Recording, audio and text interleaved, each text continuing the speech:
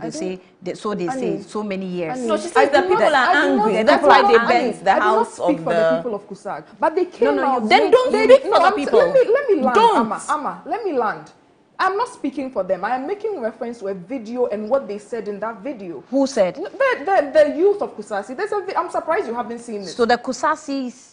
The Kusasis. Yes, that is where they boldly said they made sure MPP recorded 0 in all of these reasons because of what you came there to tell them. I've sent you another video of the MP for Bawku Central. How is it the majority leader right now? I want to know. Who was speaking to them in a local dialect that someone has translated for me. We don't need to go into all of this morning. You went there for peace. You are here all by yourself. But I will also not sit here and allow you to play the ostrich like this matter just happened. Fell out of heaven. Is the reason I wanted and that to. There was nothing at all that you did to fan the flames of this matter. So if you didn't do anything to fan the flames of this matter, the youth of Kusasi would not have come out so strongly to condemn what they see as it's a reason I first issued a disclaimer so that I don't look like I'm trying to infuriate tempers or tensions. When you go there, it's a very sensitive matter. I have done the Bawku issue for some time or for some years. And I know that it's like when you say a statement, you have to prove it. That's what I was coming to. So what statement have I said? Can I please respond to Ekia? You said that the people are angry and they are burning houses. And you know that the reason why they are burning the houses. If you have the video, you can even send it. No. Send it. Let's get some things straight, and I like to do this. You see, Ekia keeps saying that I wish I didn't do this. Then she'll go right ahead and do that. I didn't plan to do that. Then she'll go right ahead and do what she says she didn't plan to do. She will say things and say, I hope you won't go that tangent. But you just went down that tangent. No, you just went there. That we shouldn't play politics with it. And here's the danger. You that can I please speak? NDC government that played You've politics. You've made that point about 1,000 times. Yes. Can I please respond to you? Now, the point for me is that when you now go ahead and say that the people are angry and they are burning houses, it presupposes that you know the people burning the houses.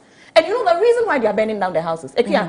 You see, that's why I loved the way Anne cautioned you when we started this conversation. Be careful the way you are communicating about this issue. Because you are going to take us down a path that you yourself are not ready for. By reporting what your members of your government have said, by reporting what have come out on proper press conferences. What have I done? You are telling us this morning that you know the people burning down the houses and the reason why they are burning down the houses. How is by extension, that's what you are saying. You are saying that the people are angry with the NDC. Bent down. You just said that the people are angry with the NDC government, which is why they are burning down the houses. So by extension, you're the people doing that. By extension, Ekia, you are saying that you know the people burning down their houses and the reason why they are burning down their houses. You see, so why are they only burning houses of NDC people? Why have they come out themselves? That is a question I also want answers to. And I'm sure every Ghanaian is concerned about why it is only NDC houses that are getting burnt. Because the people themselves. Why is it that only NDC houses are getting bent? Because that's an important question for all of us. Certain things you told them, and I've just read what the current president, the sitting president, went to one faction and told them. He told them categorically that there's only one chief there. Mentioned the name of that chief. So they had high expectations from him. He went there and said that. A group of these Kusasi people have also come out in a video that is all over the place that I'll find for you to say that was the reason that they gave 0 to MPP in those constituencies, and that the NDC government has not lived up to the expectations. Do you recognize decisions that has not lived up to their expectations in the conflict of Bawku? There has been an escalation of this matter in Bawku. Instead of you to own up to some of the irresponsible things you did and to tackle the matter irresponsible things you are doing this morning, from everything you said. What is irresponsible? Like the irresponsible things you are doing this morning. What is irresponsible is what your government went there to do in 2024. Okay, what is irresponsible is the wedding I just read. You know the place is on fire. It's an ethnic conflict. It's a chieftaincy dispute. Then you go and essentially say that there's only one legitimate chief and it is this person. You say it categorically and it's on video. Meanwhile, you don't have the video. I have the video and I've sent it to her. You don't see that as irresponsible. You don't see that as irresponsible. There are chieftaincy decisions that were taken during your government, during your tenure. And at that time, you knew that there were issues regarding chieftaincies.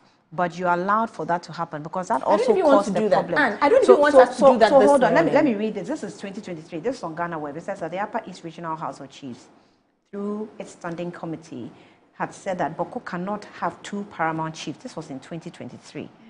2 paramount chiefs.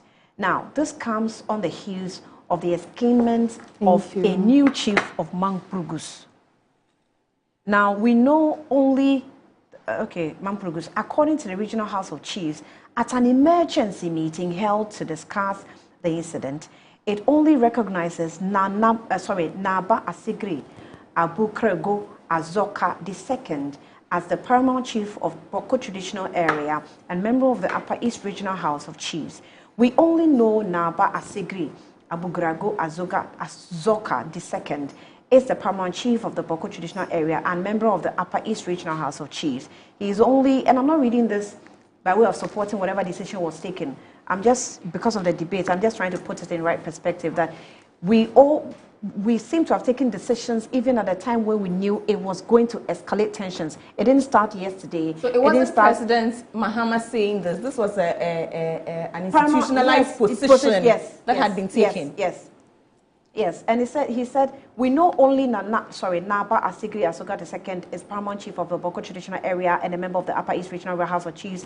He is also a member of the National House of Chiefs. A statement by the Upper East Regional House of Chiefs said. So it continued that currently a vacancy has not occurred, necessitating a new enscapement of a paramount chief for Bawku. It also called for the end to Bawku conflict. The ethnic crisis, in quotes, is Bawku in Bawku must stop, and it behoves on the government to act swiftly and decisively in the direction so that peace can prevail in Bawku. Enough of the bloodshed. Is that a decision of the House of Chiefs? I mean, whose turn is it? It's my turn. It's my turn. So to say that, I appreciate what you just read. It puts it in perspective for us that the position of His Excellency President John Dramani Mahama was not his personal position. It was an institutionalized position, taken at that time as one of the means to a resolution of an issue. Just to put it out there. I won't belabor that point. I won't score political points with it. I won't even want to win an argument with that. It is what it is. Let's move on. And also to say that I refuse the bait that Ekuya has given me. I refuse to go down this line of debate with her this morning. I will not communicate that way. I will not go back to all that I also know about how irresponsible the MPP was, on this issue and everything the MPP could have done and should have done. I won't do that this morning. But to stay on the most important thing I think we need to do right now, to stay on being responsible and to call for calm, to call for peace, to speak to the relevant stakeholders and say that let's continue doing all we are doing to ensure there's peace in the region. No, that's the most important thing for me right now. We keep doing the same thing at the same time, like the same thing all the time. The reason why we are here is because of things like what Ekuya is doing. Because the minute we get involved as politicians and try to use this, right? The minute we try to weaponize the pain and the suffering of our people, then we get into trouble.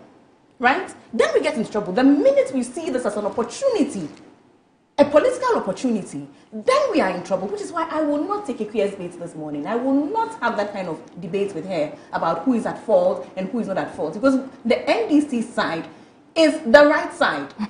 That is where it's supposed to be. The NDC simply reiterated, the institutionalized position that all of us came up to. And who was government in that time? It was the NPP.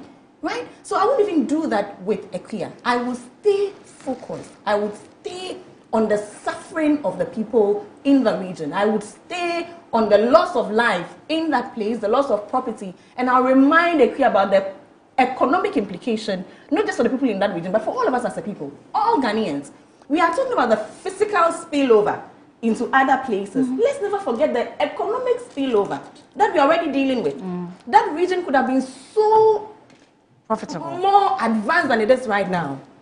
The region could have been doing so much better. I'm even struggling with my choice of words, in the moment, right? But here we are. Here we are. It keeps coming back and forth. We keep going back to the issues. If it's not the proliferation of arms, it is, ethnic. If it's not ethnic, it's chieftaincy. But at the heart of all of this, the elephant in the room, and all pun intended, is the political interference. Political interference, and I hope that we will stop it, starting from the studio this morning, and let peace prevail. Okay, so I am very pleased that today am I seeing it fit that some of these things shouldn't be used for political currency. But I'm sure I've displayed to viewers this morning that it was them who made it an issue in 2024, a few weeks before election. It was even Metro, where you were talking about how it has come up that the flag bearer of the MPP was supplying arms to Bawku. That's how far you went. And so when we are talking about this matter, that's how far the NDC went. So we are talking about responsibility. We are talking about it so that in the future we take this kind of politicking out of our democracy. That is why it's the future is now. Of course, today we are all talking about peace and bringing about a calm to Bawku. I found the press release from the CUSAG NDC executive. They threatened to withdraw from campaigns over Bawku insecurity. And it was that's the video that I was referencing. Let me read a short part of it to Amma so that she can be made well abreast of what is going on in Bawku. Constituency executives of the NDC in CUSAG traditional area have threatened to suspend grassroots campaign activities, citing growing insecurity. Can you please tell me what the source? It's on Joy News. Right now, you are disputing the source of information. No, you have to tell me. Something that is open, and most people that are on social media know. Which year? I'm reading from Joy News. Which year? This is 16 July 2025. And the video was trending. Everybody saw it. I'm surprised that the video of what the CUSAG. The video of this press conference that they had. Okay. So that it's not something that is happening in a vacuum. It is something that, yes, it was a they said they are withdrawing from what? They are withdrawing from grassroots campaigns because the promises that were made to them have not been lived up to. Are we campaigning in 2025? That is what they are saying. Why are you quizzing me like I'm the spokesperson for it? I'm just reading to you what sound like you have some interest in this thing, but where is the campaign now? We are campaigning in 2025. My only interest is for the people of Ghana to see how you went there to stoke the fires there. And so now if the matter has escalated, we expect you to be as frontal as you were when you were campaigning. Every 2 seconds, His Excellency John Mahama was talking about Bawku in 2024. Since these escalations, about 3 people have died. Some 3 people have died. If I'm even being modest with my estimates, 2 students in Northeast and 1 in the Bawku Secondary School. That's 3 people. We haven't had any official statements from His Excellency John Mahama, the president. But when he was in opposition, we've just watched 3 different videos where he went there to confidently, again, and I repeat, say that when the NDC is in power, there's peace in Bawku. So obviously, this is something that was dear to his heart in opposition, but in government, it's a different story. It's very dear to his heart. Even the NDC people in Bawku have come out to issue a statement that they are not happy with the way the matter is being handled. The so NDC people in Bawku ostrich? That Equia knows. I'm reading their press conference. Unless the you want NDC to people in Bawku, NDC executives. That's not what I'm only reading to Equia. From Joy, that is what I'm reading. So unless you are disputing your own people. Read the statement. It says CUSAG NDC executives threaten to withdraw from campaigns over Bawku insecurity. At the press briefing on July 15th, the executives from Binduri, Bawku Central, Pusiga, Timpani, Zebila, and Garu said they fear for their lives amid escalating violence and warned that the worsening security situation had eroded trust between the party and the CUSAG people. What's the name of the speaker? I haven't seen that yet. He was representing a group of them. Could you please tell us if it's written by Joy, Joy will write the one. They haven't written it here. It's here. I can send it to you or you can look at it. So they wrote the story without writing the speaker's name. Because it's important. You see, we're talking about politicizing this matter.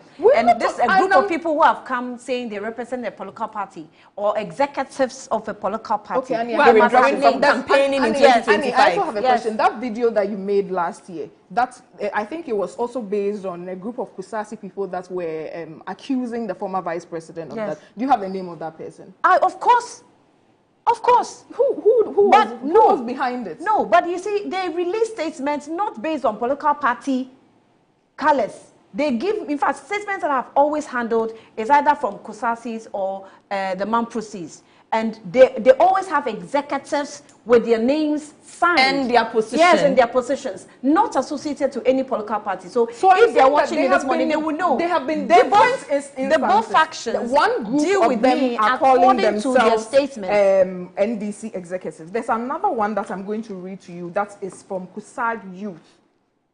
That is, it's loading. Right now, the data also doesn't take long. So we cannot sit here and pretend like these things are not happening. Sam George, good morning. Yes, the data, I just sat here and bought 10 pick a data struggle this morning. No, you are just, I don't know. You're just burdening us with too many small problems. Data too is an issue right now. I'll take a breather. I'll be back shortly.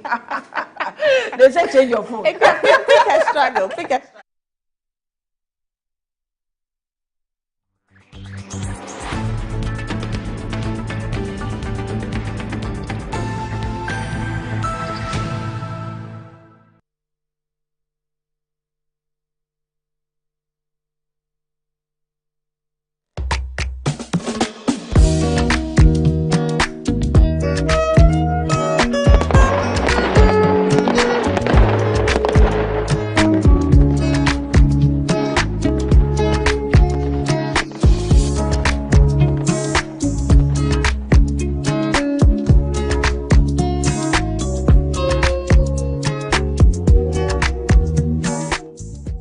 I'm here at Mycom JA Limited to show you the Promethean Active Panel, the ultimate tool for corporate institutions, hospitals, schools, and your home. With its crystal clear 4K display and an unbreakable screen with an ultra responsive touch technology. This isn't just a screen, it's a game changer. For corporate institutions and in schools, this active panel can be used for Zoom meetings and PowerPoint presentation. And your homes are not left behind. You can use it to watch all your favorite programs by just connecting to a Fire Stick, and you can get access to channels like Netflix and Amazon, and voila, you are in there. At Mycom JA Limited, we provide you with the best quality products from the United States of America with 1-year warranty. You can get an active panel at a discounted price of 18,000 Ghana Cedi only, and it comes with a Fire Stick, a webcam, and a micro system. You can locate us at Chado Container behind the Trade Fair. Visit Mycom JA Limited today and elevate your tech.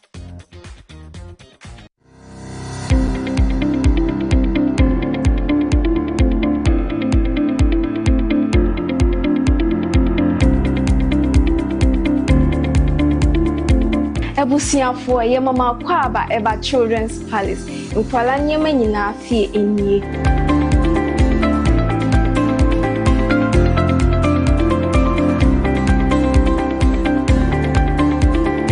Yonkwala ntade mani mema nyina ntare nyina wase. Yonkwala shoes, yonkwala duane, yonkwala wipes, yonkwala diapers, yonkwala toys, baby cot. In fact, bibia opama omanyina obenye biwa ase.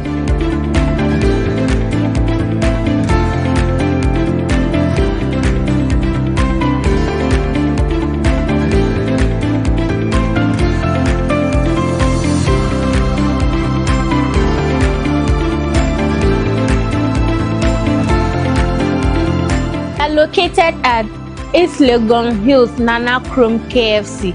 Contact us on 059 6377 172. Children's Palace. Happy children, happy fashion. See you soon. Bye bye.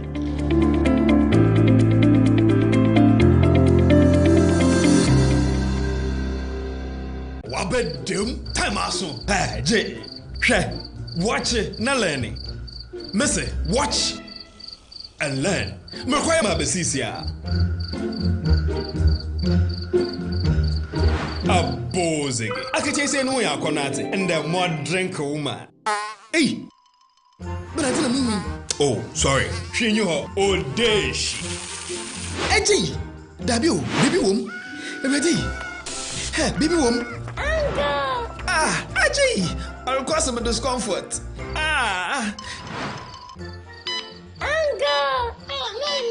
Sorry, well, uncle, where would the dad? Why your funeral? At your phone for Aerofield Trading. Sorry, it killed them all. No mum share nanda danya was mosquito call esudu womunumu. Na say spray with them musa. Try sima edronum ansana ko dynamo. And Kratoi FDA Ajatum. In my line of work, a confident smile is everything. Kel Chaco toothpaste keeps me on top of my game and ensures my smile is always radiant and bright. With the tiring nature of my job, we spend several hours under the scorching sun. To keep our teeth white and our breath fresh all the time, we we use none other than Kel Charcoal toothpaste. Kel Charcoal toothpaste. You're on a Kessie and in a kit one. Samayo Kendini, a who be here, Semetra Sapapadia to a mammy man for Kel Charcoal's natural ingredients, and a bomb is several buying, a man is swing, and a sans of Mama Hotel so a will bedroom. Kel Charcoal toothpaste. Choose Kel Charcoal toothpaste for anti-cavity, whiter teeth, and fresher breath all day. Available in 80 gram and 150 gram. Grab yours today. Kel, happy smile. This advert is FDA approved. Buy affordable service plots and lands from estate masters. Currently selling our next cottage, located at the newly proposed airport city, with a starting price of 25,000 Ghana cedis.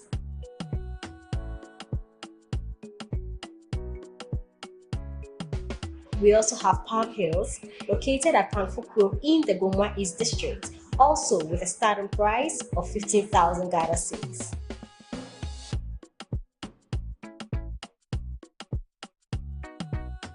Available also is Coastal Park in Lakpleku, which is a 15-minute drive from the Nigo Senior High School, having a starting price of 55,000 Ghana cedis.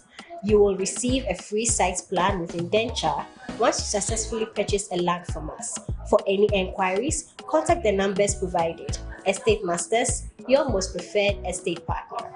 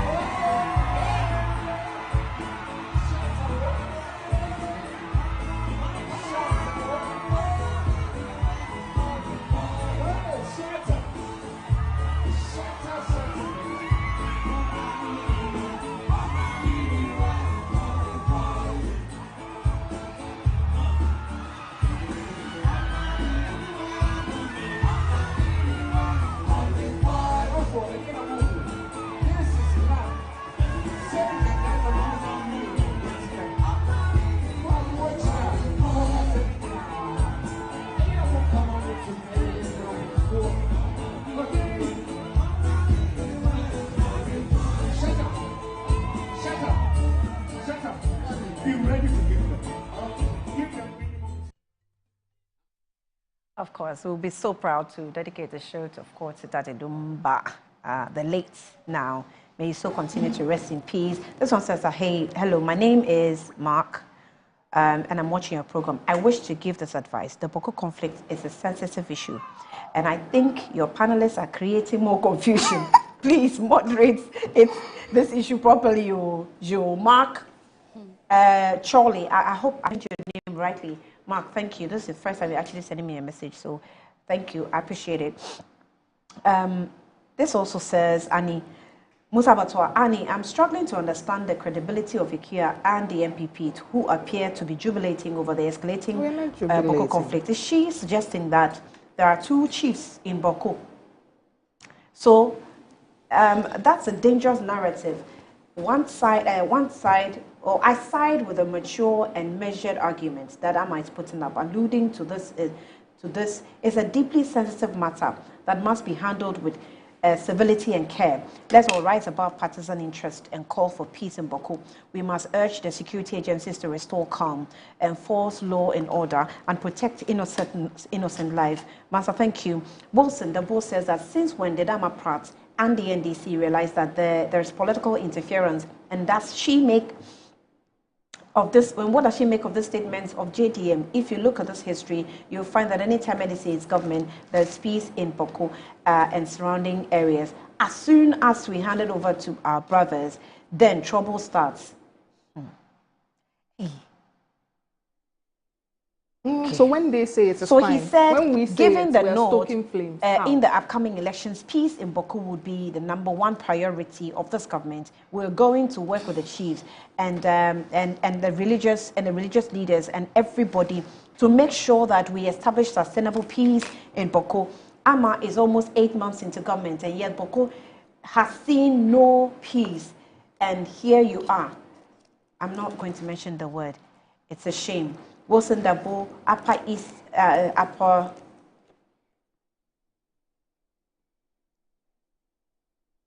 What did you write? Wilson, let me know what you wrote, because I don't want to say something that. All right. Now, guess who has sent a message? Deputy Minister for Education, Honorable Clement Park. He says, Annie, it's heartbreaking to imagine the plight of the parents of students who were needlessly We expressed our, sincere condolences to the parents. It's our expectation that the criminals who are hiding under the Bawku conflicts to commit these crimes are identified and dealt with. Now, Dr. Clement Park says that precautionary measures, we have closed Bawku SHS and other schools in Bawku area. We have also closed Nalerigu SHS, and will close your schools in Nalerigu area pending the outcome of an urgent meeting currently ongoing. Let me add my voice to the call for peace. No one is indeed safe. The sooner we unite to push for an end to this conflict, the better for us. Dr. Park, and Doctor, if you're watching, I also urge you, as the Deputy Minister for Education, to get close the NCCE so that they also send out some educational nuggets of information for everybody, including those of us in the down south, because parents are angry with their children. Nobody really cares about anyone anymore. Children are affected, students are affected, parents are affected, babies. I have seen, there are lots of the videos, that's why I know what I'm saying, that I can't put it out. I know what I'm talking about. I talk to both factions, and everybody will call me because they know that I sometimes, go on the tangent of their issue, and they actually appreciate when you're talking about their issue. They love it that at least someone is giving them attention, because it gets to a point where they feel abandoned and they are just on their own. So it shouldn't be like that. So, Honorable Minister, please, Dr. Park, if you can help us, let's do more education for everybody to watch their back wherever they find themselves, because it will be helpful. Okay, Hamza, good morning to you. I know you're not in the country, but good morning. George says that, Annie, I'm watching. Good morning, and please extend my greetings to the general public. Okay, George is, I should say, a former communication member of the NDC, but I think he fell sick at some point in time. So he is sending a message across. I don't think that this message. I get the fact that you say you're walking now. Thank God. But I wish you a speedy recovery, and I hope that you get back on your feet. Maybe Amma, you may want to check up on him when you're done. I'll help you with the contact on that matter. Alhaji Hamza from Pig Farm says, good morning, Annie, please. It's important we all come together to help the Otumfuo to bring a lasting peace to Bawku. What we need currently is in Bawku and without is peace. And without peace, there cannot be peace. I get your message.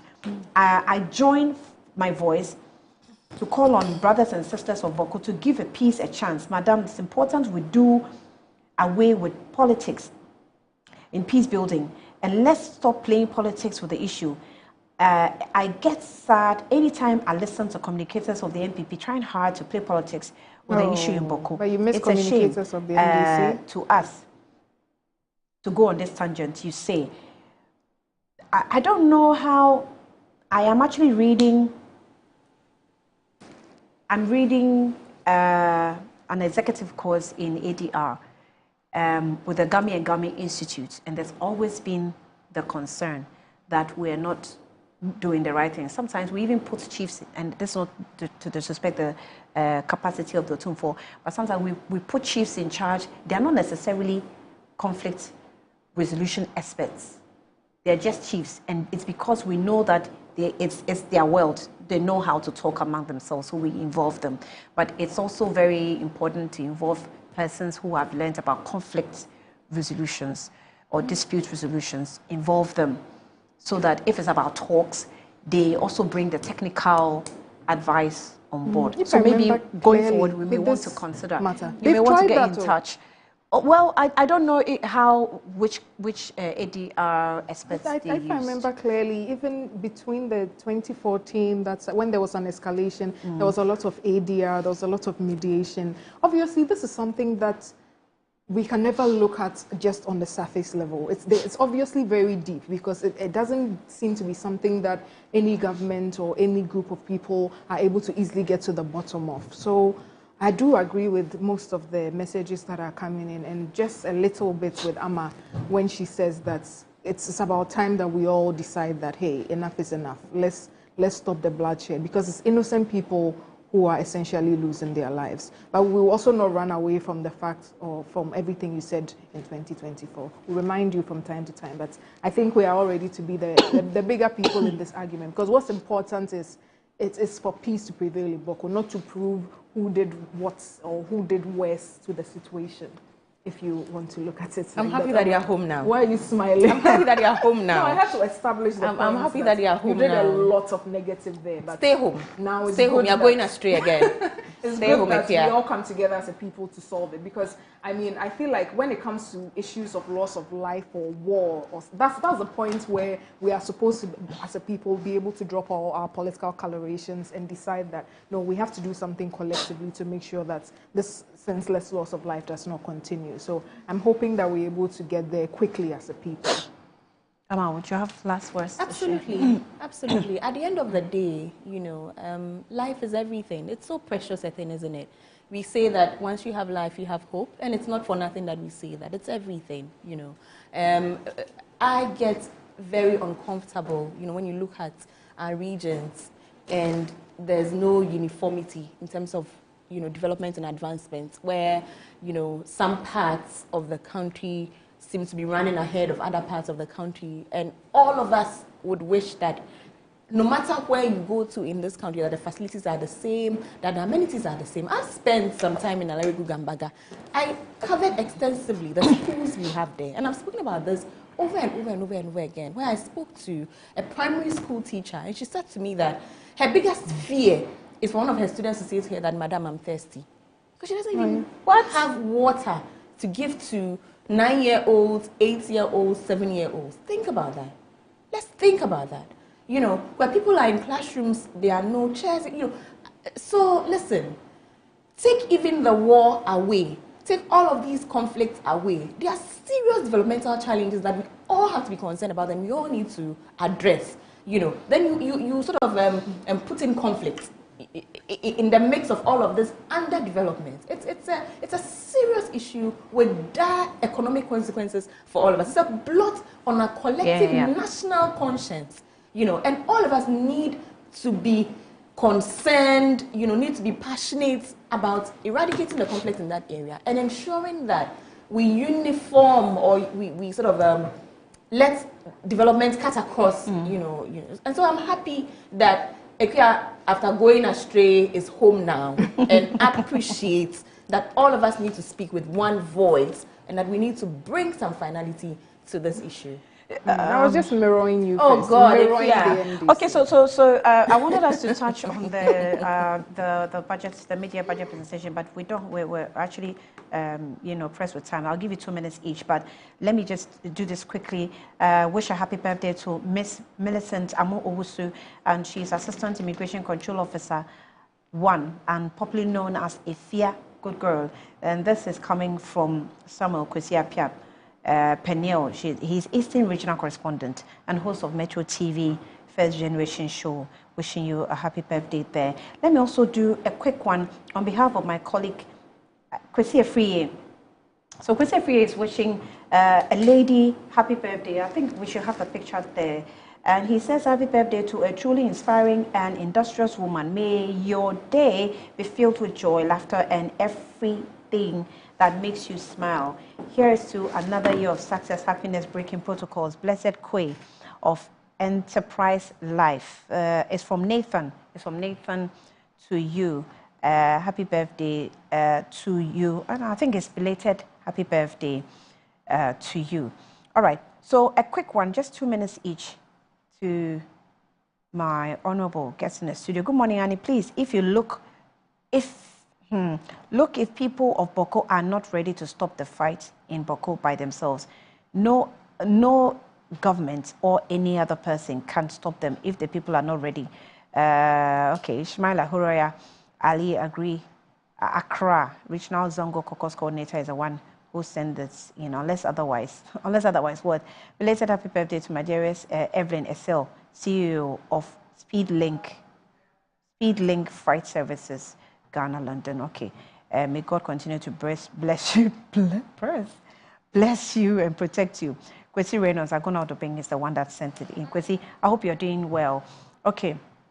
Let me give you 2 minutes each, please. On the budgets. 2 minutes. Yes, 2 minutes. I can do 2 minutes. Government spokesperson. Let me start with you. Let me start with you. Let me go over. Please permit me Today, to read. Attorney General is taking his turn. Yes, at the Government Accountability Series. Okay. Yes. Oh, and so we have a lot of questions for the Attorney General. Yes, so explain the clearing agents. All of us have a lot of questions. All of us have expectations. Okay. I mean, we are in this together as Ghanaians. All of us are in this together. At the end of the day, if Ghana works, it works for all of us. We all live in it. All of us will enjoy. The chief clearing agents. We know who the chief clearing agents. You see what the Ekia is doing this morning. I'm just saying. Dining in this country, when you say chief clearing agent, you have a problem with chief clearing agents. It's become and clear. Do you understand what I'm saying? Everything is becoming clearer to Ghanaians. Now you will know in their minds who the chief clearing agent is. Ekia, you will not sit here this morning. Mass, everybody that is don't get distracted. I know. I see what she's doing. but I'll remind Ekia that Ekia, you will not sit here this morning and change our whole national psyche in one show. We know who Asumdre Hini in this country is. We know who the clearing agents in this country is. We know. You continue. So I was saying that I was going to read, a few things that have happened or were highlighted, in the budget. And let me start by saying that this is probably the most progressive budget, we've had in a very long time. This one is not. I was speaking to one of my very good friends, a very critical journalist, and he said to me that literally this is one of those budgets that you can't even punch holes, in it. It's so impressive that you simply can't even punch holes, in this budget. I wish I had given my permission, I would have mentioned his name. So let's go here. So we are looking at about 114 billion that has been spent by government so far. And when we say accountability, this is what accountability is. It gives a direct breakdown of where the money, has gone. So 1,700 million USD has been paid to defray the Eurobond debt. I'm not saying will be paid. I'm saying has been paid. 10 million Ghana cedis domestic bond holders. 2.9 billion Ghana cedis District Assembly's Common Fund. 9.1 billion Ghana cedis to the energy sector for stable power supply. 5 billion Ghana cedis in arrears, because we've always been talking about how there's a debt, which is the reason why we are where we are in terms of, this new levy. That really doesn't have the Ghanaians spending more. Isn't it the first time a levy has been introduced that the average Ghanaian doesn't spend more? Let's pause on that. How are we not spending more? So 5 billion I get you, Ghana average cedis. Ghanaian. Yes. Okay. 5 billion Ghana cedis has been paid in arrears. Right. 2.9 billion to the Ghana Education Trust Fund. That's the GET fund. 1 billion Ghana cedis to free secondary education program. You know how somebody comes and does something, you show the person how it's done. That's the situation we are talking about here. So 2.7 billion Ghana cedis paid to the National Health Insurance Scheme. 1.4 billion paid to the National Health Insurance claims. 252 million Ghana cedis for vaccines and essential medicines has been paid. Now, 72.8 million as capitation grants. Okay, land. That has been paid. Oh, I'm almost done. I'm trying to cut it short. 477 million to leave beneficiaries. 897 million to the school feeding program. I'll come back to this one. It's so important to me. 122.8 million for BEC registration. 300 million to the no-fee stress policy. Okay. 52 million, and I could go on and on and on and on and on and on. The point I'm making is that all of the interventions, the social interventions that the MPP introduced have not been scrapped. MPP introduced and could not manage, and here allow me to reference the free SHS, allow me to reference the school feeding, even though I don't give them credit for. These were things that have always been on the books of this country, right? Today, it's all been paid for. These amounts of money have been allocated to those policies, have been allocated to those projects. Now, when in the past we spoke and we said that some of these initiatives are good, but it's the mismanagement we are concerned about, well, here we are. This is what we mean about management. Okay. Because today, school feeding, which was such a topical issue for years and years and years, which had caterers coming out to cry and say that we have not been paid. Okay. My which time had is our up. students hungry.